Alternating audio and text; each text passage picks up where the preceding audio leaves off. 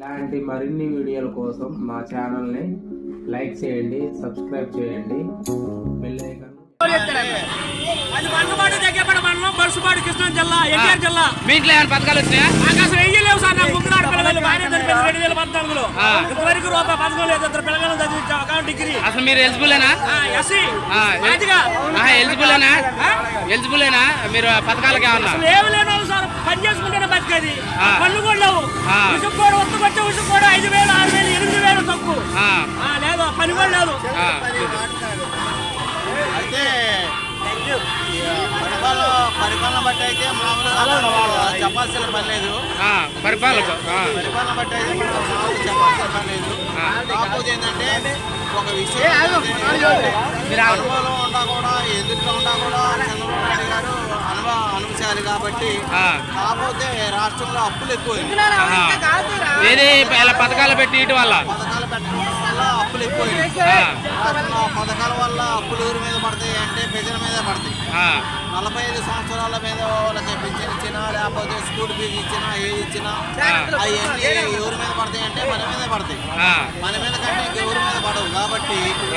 అయితే ఇంకోటి ఒకటి చంద్రబాబు నాయుడు గారు కూడా చదువుకున్న వాళ్ళకి 15,000 ఇస్తానని చెప్పిండు. 3 గ్యాస్ బండ్లు ఇస్తానని చెప్పిండు. 1,500 రూపాయలు ఇస్తానని చెప్పిండు.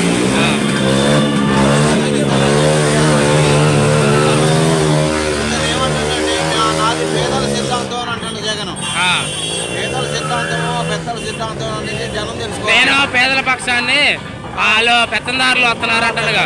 సిద్ధాంతం పేదల సిద్ధాంతం అని అంటానని చెప్పేసి అని జగన్ అంటాడు. నాది పేదల పరిపాలన, వాళ్ళకి పెత్తందారుల పరిపాలన అంటాడు. ఇది పేదల పరిపాలన పెత్తందారుల పరిపాలన జనాలు అర్థం చేసుకోవాలి. 3,600 ఎకరాలు రాజధాని సేకరించండి చంద్రబాబు నాయుడు గారు. ఆడ అమరావతిలో రాజధాని స్థాపించండి చంద్రబాబు నాయుడు గారు. స్థాపించిన తర్వాత దాన్ని డెవలప్మెంట్ చేయకపోయింది కాక దాన్ని కూల చేయడం జరిగింది. అంటే నేను 3 రాజధానులు కడతానంటాడుగా.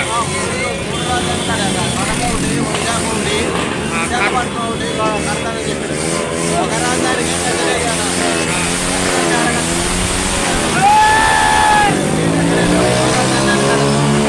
అమరావతి వాళ్ళు పెద్దలు ఒక రాజధాని చేస్తే సార్ అంటున్నారు. రాజధాని అనేది ఒకటే ఉండాలి కానీ 4-5 ఉండదు. ఒక మనిషికి ఒక భార్యే ఉంటుంది. అంతేలే కానీ రాష్ట్రానికి 4 రాష్ట్రానికి 3 ఎక్కడా లేదు ఈ సిద్ధాంతం అనేది. ఇన్ని ఉండదే మన రాష్ట్రానికి అనేది. మొత్తానికి అయితే ఈసారి ఓడిపోతారా జగన్?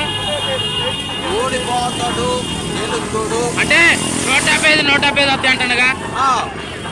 175కి 170 అంటే అసెంబ్లీ ఆట కాదు కదా, గేటు కూడా దాటలేరు అంటాడు. ఇవన్నీ అబద్ధాలు. అది ఎప్పుడు ఒకే రకంగా ఉంటామని చెప్పేసి అనుకోకూడదు.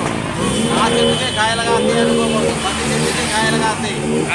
అది అంతేలే కానీ నా చెట్టుకే కాయలు కాస్తాయి నేనే పై ఉన్నాను ఎప్పుడు అనుకోకూడదు.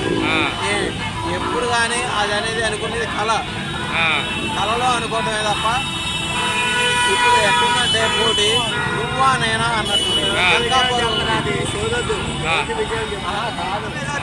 నువ్వా నేనా అటు ఇటుకైనా సరే 3 పార్టీలు బీజేపీ కానీ జనసేన కానీ టీడీపీ కానీ 3 కాబట్టి పామైనాయి కాబట్టి